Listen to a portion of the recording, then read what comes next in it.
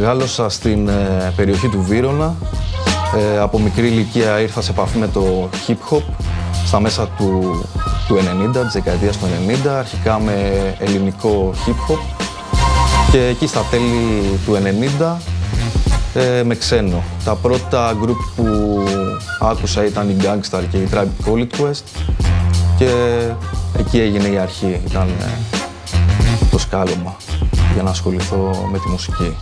Αυτό που με τράβηξε στο hip-hop ήταν η ενέργεια αυτής της μουσικής και ο ρόλος του DJ.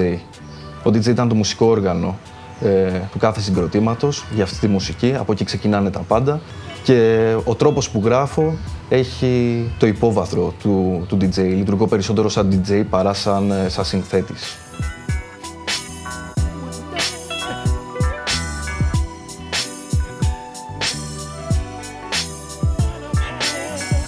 Τα πρώτα βήματα από ακροατής σε παραγωγός ήταν στις αρχές του 2000, όταν μελετούσα τους αγαπημένους μου beatmakers, παραγωγούς, DJs και στην ουσία ήθελα να κάνω κάτι αντίστοιχο. Τα πρώτα μέσα που χρησιμοποίησα ήταν ένας υπολογιστής, μια κάρτα ήχου, πρόσθεσα στη συλλογή ένα σαμπλεράκι, Yamaha, ένα pick-up και ένα MIDI keyboard. Η αρχή έγινε όταν ήθελα να περάσω από software σε hardware. Ήταν η περίοδος που πήρα το πρώτο μου MPC το 2000, το Classic, και παράλληλα έβαζα στη συλλογή μου διάφορα σαμπλεράκια, εφέ, οτιδήποτε, μονάδες. Είχα πάντα σαν βάση του sampler της Akai, αλλά παράλληλα έτρεχα και διάφορα άλλα τύπου Roland και Ensoniq, τα οποία πάντα καταλήγαν μέσα στα MPC. Αυτή την περίοδο χρησιμοποιώ ένα πολύ απλό setup βασισμένο σε ένα turntable και ένα Akai MPC 2000 XL. Ο λόγος που έχω επιλέξει αυτή την κονσόλα είναι γιατί αυτό μου δίνει αυτό που θέλω στον ήχο μου, στα beats και στα μπάσα. Και από εκεί και πέρα δουλεύω με μια Focusrite Pro 10, μια Apogee Duet για εξωτερική χρήση και εγγραφή σε ένα MacBook Pro. Ο εξοπλισμός παίζει από τεράστιο ρόλο έως καθόλου. Αυτό έχει να κάνει στην ιδιοσυγκρασία και τη φύση του καθένα.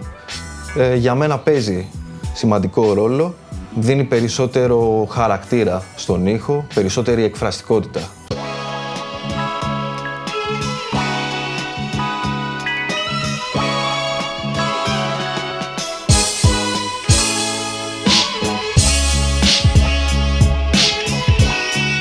Ανάλογα με το τι θέλω να γράψω κάθε φορά, προσαρμόζω και έτσι το setup μου.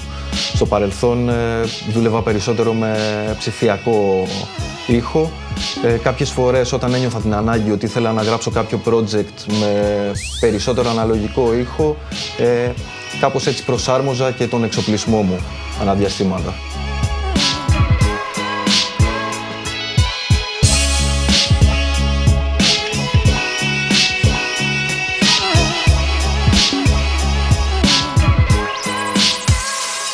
Μου αρέσει το boom bap, είναι η βάση μου, ακούω boom bap και παλιό και πιο σύγχρονο και βασίζεται το στυλ μου σε αυτό τον ήχο, έτσι με πιο soulful στοιχεία και πιο οργανικές μπασογραμμές.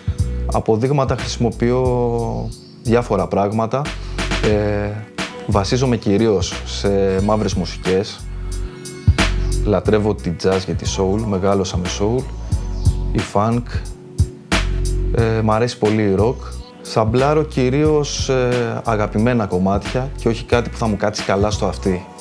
Αυτό είναι πολύ σημαντικό και πάντα κοιτάζω την ιστορία κάθε κομματιού που θα πάρω, ώστε να έχω καλύτερο δυνατό αποτέλεσμα, όχι μόνο μουσικά και ηχητικά, αλλά και ηθικά για μένα, για να νιώθω καλά με αυτό. Τα beats μου βασίζονται σε samples, μ' αρέσει να κάνω σύνθεση με samples, να παίρνω λούπες, να τις τεμαχίζω, να τις αναδιοργανώνω, να φτιάχνω άλλη δομή, να προσθέτω επάνω άλλα samples. Οι μπασογραμμές μου να τις παίζω, να μην είναι απλά σαμπλαρισμένες, αλλά να παίζω με ήχους που έχω σαμπλάρει και στην ουσία είναι σαν ένα puzzle που έτσι χτίζω το κάθε κομμάτι.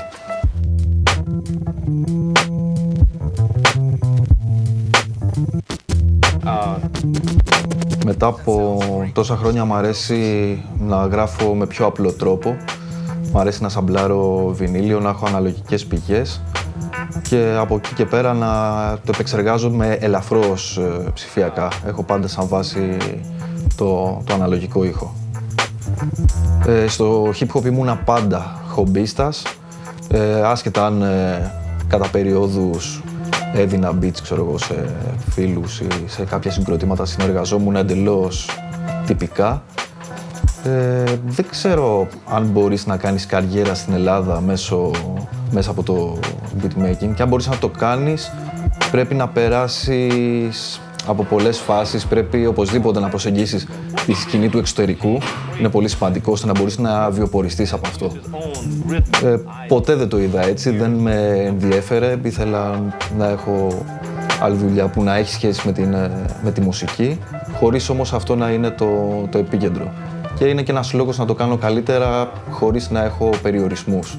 Κάθε παραγωγός είναι πολύ σημαντικό να ακούει πολλή μουσική και πολλά είδη μουσικής, γιατί γράφει μουσική και αυτό βγαίνει και στον ήχο του.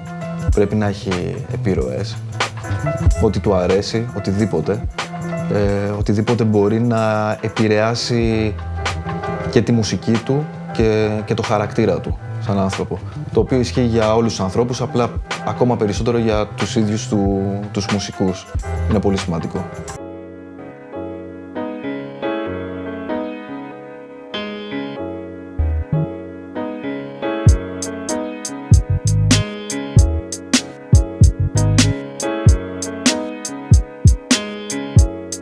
Δισκογραφικά δεν έχω μεγάλη παρουσία, όσο με το συγκρότημά μου, τους Smash Hit, και τώρα τελευταία μέσω μιας ψηφιακής πλατφόρμας του Guild, που είχα τη τύχη και τη χαρά να με επιλέξει ο Jake One ανάμεσα σε 100 παραγωγούς που ήταν πάνω στο hip hop. Το Guild είναι ένας θεσμός στην Αμερική που έχει σκοπό την ανάδειξη νέων καλλιτεχνών, συγκροτημάτων, οτιδήποτε. Και σε κάθε περιφέρεια υπάρχει ένας πολύ γνωστός παραγωγός, ο οποίος έχει αναλάβει ρόλο κριτικού και να επιλέξει κάποια ταλέντα. Εμένα με είχε διαλέξει ο Jake One από τη Stone's Throw και αυτό ήταν μια μεγάλη διάκριση, ας πούμε, για μένα, χωρίς να ξέρω τι θα επακολουθήσει στο μέλλον.